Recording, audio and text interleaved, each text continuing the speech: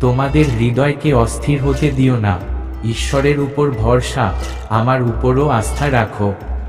আপনি প্রার্থনায় যা কিছু চান, বিশ্বাস করুন যে আপনি তা পেয়েছেন এবং এটি আপনার হবে। কারণ মনুষ্যপুত্রও সেবা পেতে আসেননি, বরং অন্যদের সেবা করতে এবং অনেকের মুক্তির মূল্য হিসেবে নিজের জীবন দিতে এসেছেন। মানুষের পুনর্জন্ম না হলে সে ঈশ্বরের রাজ্য দেখতে পারে না। আমিই পথ, সত্য এবং জীবন, আমার মাধ্যমে কেউ পিতার কাছে আসে না। তাই আমি তোমাদের বলছি, চাও, তোমাদের দেওয়া হবে, অনুসন্ধান করুন এবং আপনি খুঁজে পাবেন, নক করো, তোমার জন্য দরজা খুলে দেওয়া হবে। আগামীকালের জন্য চিন্তা করবেন না, কারণ আগামীকাল তার নিজের উদ্বেগ নিয়ে আসবে। আজকের কষ্টই আজকের জন্য যথেষ্ট।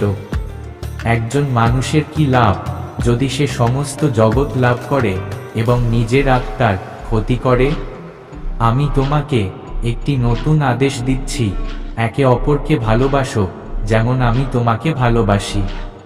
তোমাদের মধ্যে কেউ যদি আমার অনুসারী হতে চায়, তবে অবশ্যই তোমাদের স্বার্থপর পথ থেকে ঘুরে দাঁড়াতে হবে, তোমাদের ক্রুশ তুলে নিতে হবে এবং আমাকে অনুসরণ করতে হবে। কিন্তু আপনি খুঁজছেন প্রথম রাজ্যের ঈশ্বর এবং তার ন্যায় পরায়ণতা, এবং ওই সব জিনিস হবে যোগ করা হয়েছে তোমার কাছে। কেননা যে কেউ নিজেকে বড় করবে তাকে নত করা হবে, এবং যে কেউ নিজেকে নত করবে তাকে উঁচু করা হবে। এবং জানি যে আমি সব সময় আপনার সাথে আছি, হ্যাঁ, সময়ের শেষ অবধি। যখন আপনি দাঁড়িয়ে প্রার্থনা করছেন, যদি আপনি কারো বিরুদ্ধে কিছু ধরে থাকেন, তবে তাদের ক্ষমা করুন, যাতে আপনার স্বর্গের পিতা আপনার পাপ ক্ষমা করেন।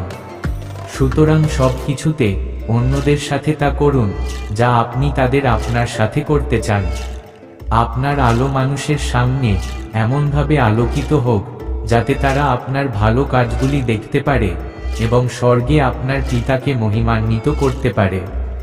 আপনি যদি আপনার জীবনকে আটকে রাখার চেষ্টা করেন, তবে আপনি এটি হারাবেন, কিন্তু আপনি যদি আমার জন্য এবং সুসমাচারের জন্য আপনার জীবন বিসর্জন দেন, তবে আপনি তা রক্ষা করবেন। যে কেউ এই জল পান করবে সে আবার তৃষ্ণার্ত হবে, কিন্তু যে কেউ আমার দেওয়া জল পান করবে সে কখনো পিপাসা পাবে না। প্রকৃতপক্ষে আমি তাদের যে জল দেব তা তাদের মধ্যে অনন্ত জীবনের জন্য জলের ঝর্ণা হয়ে উঠবে।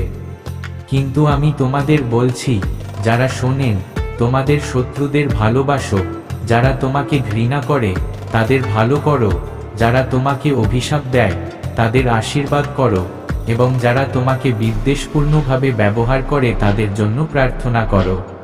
আমার রাজ্য এই জগতের নয়।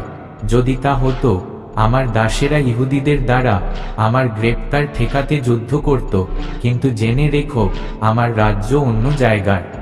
আমি তোমাদের এসব কথা বলেছি যাতে আমার মধ্যে তোমরা শান্তি পাও। এই পৃথিবীতে তোমার কষ্ট হবে, কিন্তু মেনে নাও, আমি পৃথিবীকে জয় করেছি।